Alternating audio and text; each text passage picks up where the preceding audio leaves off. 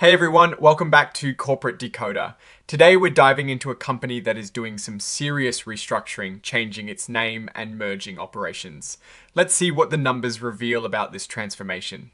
Before we start, if you appreciate getting straight insights from these corporate filings, make sure you're subscribed. We also have a Discord community linked in the description below where we talk more about these kinds of companies. Alright, we're relooking at an amended report, an 8K/A from Steele Bancorp Incorporated. This filing is essentially providing more details after a big event. The main story here is a merger that happened on the 1st of August 2025. Mifflinburg Bancorporated, which is now called Steele Bancorp, merged with Northumberland Bancorp.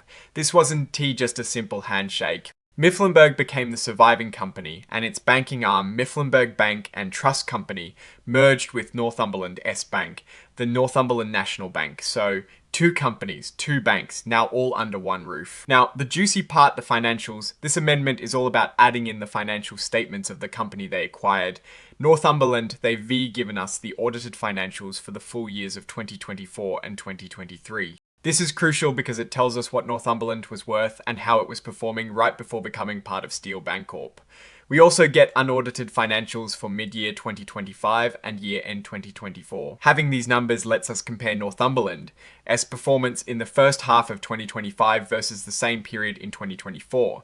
It helps us see if they were improving or flagging before the merger closed. And then there is the pro forma financial information. Think of this as a what-if scenario. It shows us what the combined company would have looked like financially if the merger had happened at an earlier point. This gives us a better picture of Steele Bancorp's potential at the moment of the merger. It is like looking at a blueprint of the new entity's financial house. Let us dig into those audited statements for Northumberland. We want to see the key figures that paint a picture of their business, for instance, seeing their revenues and profits or losses. During 2024 and 2023 tells us the general health of the business they just absorbed.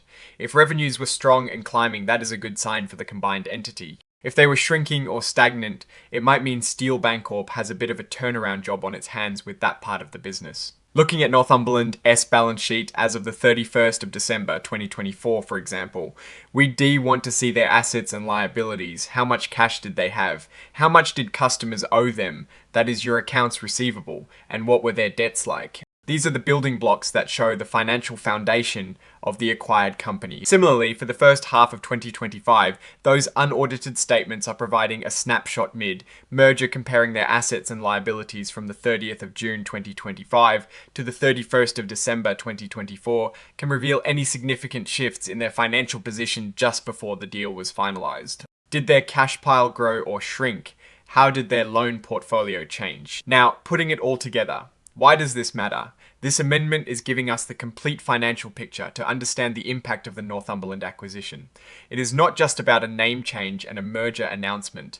It is about integrating two financial entities. The quality of Northumberland's financials as laid out here directly impacts Steele Bancorp's overall financial strength and future prospects. If Northumberland was a financially sound operation, it boosts Steele Bancorp. If it had hidden problems, that is a risk Steele Bancorp is now carrying. Looking at this filing, Steele Bancorp is clearly making a bold move to grow. They've merged, they've rebranded, and they're now showing us the financial details of what they've taken on. The big question is the synergy. Will bringing these two banks together create a stronger, more efficient entity, or will there be integration challenges that drag down performance?